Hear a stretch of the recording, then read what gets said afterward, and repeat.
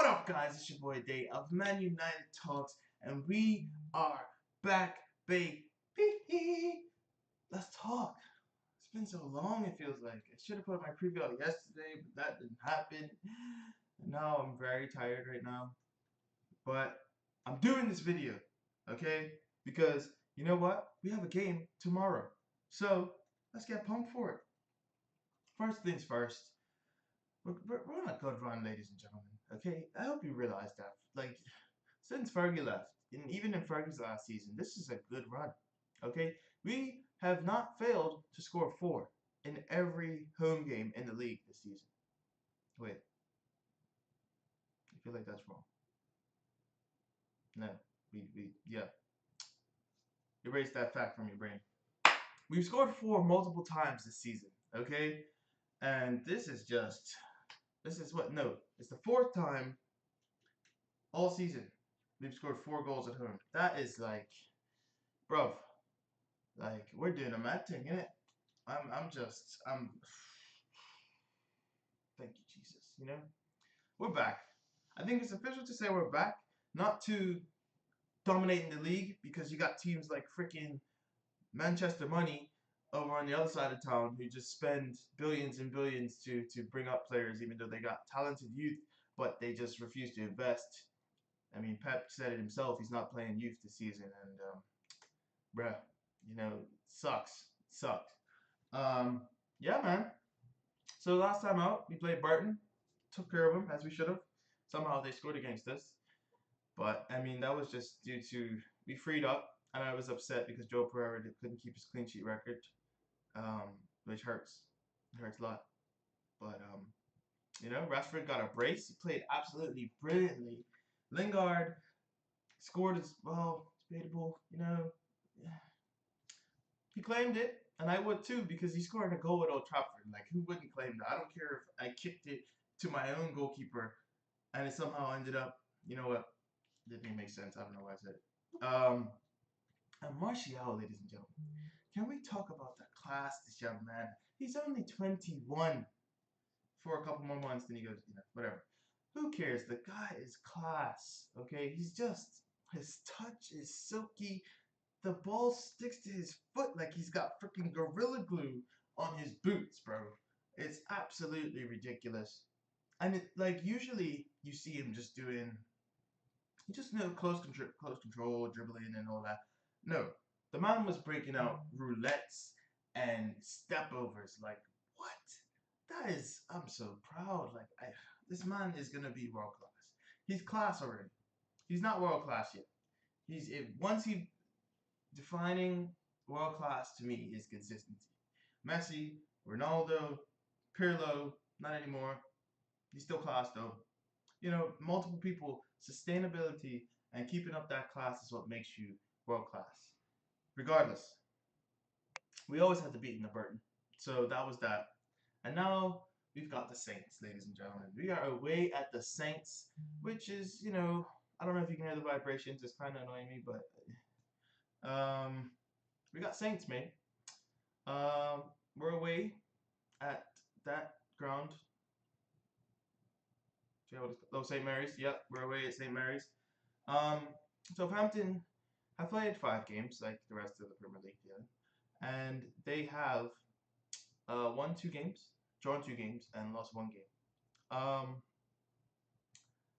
not really bothered with them. You know, I'm actually very upset with them because I had Gabbiadini and Tadic in my fantasy team, and they just absolutely let me down. You know, no goals ever at all. They're just absolute shocking people, and they've only scored 1 goal in their last 3 Premier League games. Good stuff, man. Good stuff. 1 goal, man, from open play from Davis, bloody Davis, mate. You know, and I'm not really bothered with them. But while they have only scored 1 goal in those last 2 appearances, or they've only scored, I think, 4 goals altogether all season. While they've done that, they also have not conceded many. They have conceded 3 goals all season, 4 goals. They conceded 2 to West Ham, and I think they drew another game 1-1. Other than that, they haven't conceded many goals, but they haven't played the toughest opposition. And Van Dijk just played his first few minutes for them, and he came off the bench. And I think if you want to stop Lukaku, if you want to keep, the likes of Martial, Rashford, Mkhitaryan from absolutely demolishing your defense, you're gonna need the best you have. And while Van Dijk is solid, I will talk about this. I mean, I heard a Southampton guy say his name, Hote. That's how they pronounce his name, although there's a D and an E and just a whole bunch going on in that name. But Hote, he's solid, He's got good distribution, like all flipping Dutch center halves these days. But he's solid, and he's played with Van Dijk in the national team. Um, but yeah, you're gonna need Van Dijk to sort it out because he's been all over the gaff all season. Transfer saga. He wanted to leave. I don't know why they didn't let him leave. Then again, no one wants Liverpool to be successful, so he doesn't need to leave. Not for them anyway. Um, yeah, they haven't conceded many goals, and that's all I really have to say about Southampton.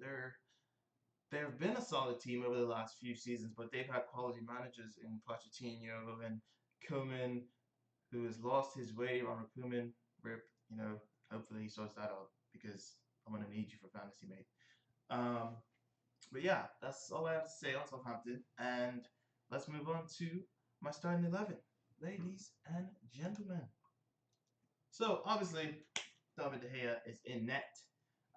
Right back, Valencia. Who else is going to stop him?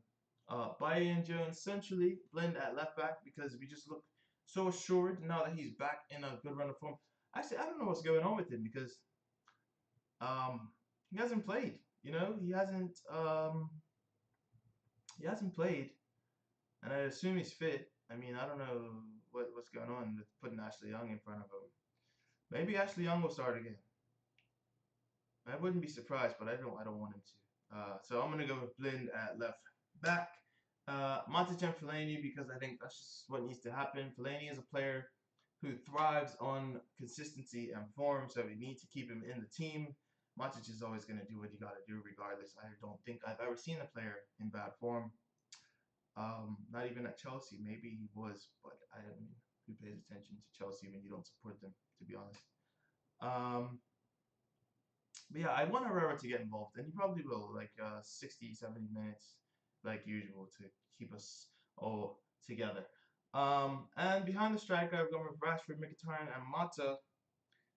It speaks for itself, really. Rashford, he can do damage when he starts, although the curse, hope it doesn't continue, because it's been broken now in the Carabao Cup. That curse was broken. They both played brilliantly when they played together. Maybe that's the difference. They played together and not separately. Um, yeah, Mickey might, of course he's gonna throw him back in. He rested him fully. Mata, just he links up the play. Like he is our guy to do that, and we need to keep him around as long as we can. To be honest, I hope he signs a new contract. But hey, bro, if you let him go and bring in Gareth Bale, I'm not upset. And then you got Big Rom up top, the man himself. What else is there to say? Let's be honest. I mean, he's flipping. He's the guy, man. Aguero just goes to score a hat trick, and now he's like top goal scorer in the league. But he doesn't give you everything Lukaku does. You know. But that's the lineup, and yeah, Aguero is good and all. Jesus is good and all. Jesus and Aguero make up Lukaku. Now, people who do not support the club, people who support our club, will probably look at me like I'm retarded. Okay. Now, whilst Aguero is a clinical, I wouldn't even say that because City just create chance after chance after chance. So if you create 59 chances a game, of course Aguero is gonna get a hat trick.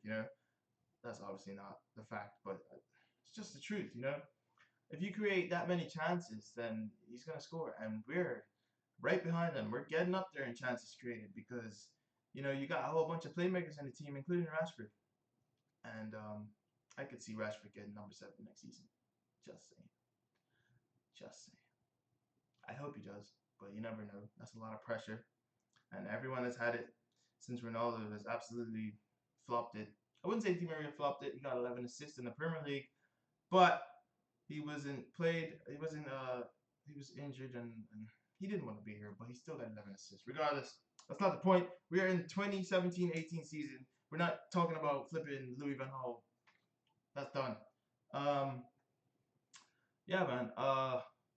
Lukaku is just on a different level. Like he's so strong. He's quite quick for someone who's 6'3" and he's like 200 odd pounds. The man is absolutely rapid.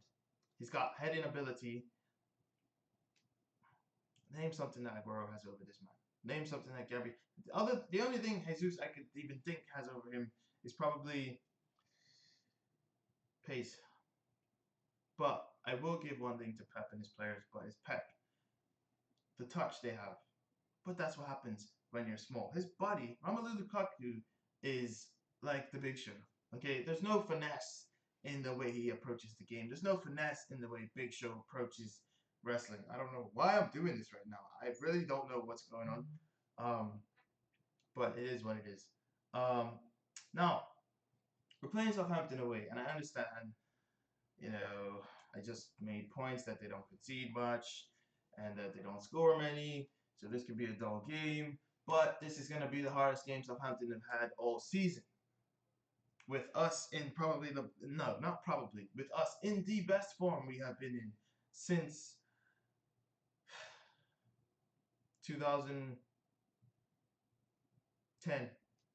Yeah, 2010-11 season. Yeah, I'm going for it. This is some great form we're in, ladies and gentlemen. Okay, so let's keep it going. This is bold. This is brave from my perspective. A lot of people are saying they're going to score, but they've only scored 4 goals all season. Or 5. I think I said 5. 5 goals all season. So I'm going to say we win 3-0. Now, Southampton are brave. Not brave. That's the wrong word. They're a fortress. They're strong. But with Van Dijk being all over the place, I don't know if they can keep up this facade of strength because they can't score. So I'm genuinely not scared of them scoring against us. Oh, that could have been. I mean, it was bad, but Redmond, he's just fast and he doesn't know what to do when he's got the ball. He can't make up his mind. Gabbiadini thrives off service, which Southampton are very much lacking at the moment. And yeah, it's not. Tadic is just not the guy right now, And they could correct all these things and bring it to us this weekend, but I highly doubt that. So I'm gonna stick with 3-0. Still going with the goal scorers, ladies and gentlemen. Fellaini, Lukaku, and Martial is who I've chosen to get the 3. Okay. I just want Lukaku to keep scoring, and I just think maybe the curse will carry through and Rashford may not score, although he might, and I will absolutely lose my mind if he scores. I will literally lose it because I love him, and the guy is class and so underrated. And maybe now he's playing in the Champions League, he'll be on the world stage and people will see all over, not just in England, the quality this man has. Because in my opinion, he's on the level of Mbappe. He's on the level of Dembele. Dembele just he's good. But Rashford, he just gets classed as a hard-working, fast player, which is not fair. He's very technically good, and he's quality. Anyway, I've rambled on quite too long. I've wasted like 10 minutes of your time. I'm sorry, 14 minutes of your time. All right. Thanks for watching. This has been Manchester United versus Southampton preview. If you enjoyed, drop a like and subscribe. Follow us on Twitter. I'm doing the thing again. I forgot to move it. Jeez. It's been your boy Day, man. Thanks for watching. This is man.